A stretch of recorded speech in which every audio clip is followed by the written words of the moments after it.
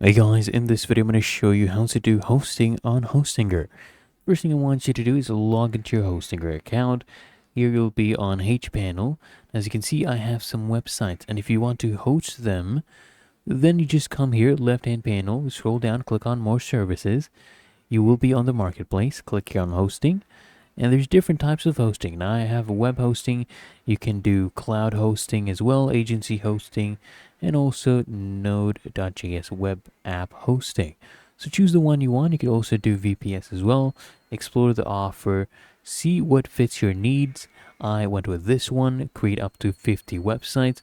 So you just buy the plan essentially, choose that plan, and then now you just come here and create as many websites as you want. So right now I can create as many websites because I have the plan. As you can see right there, really that easy.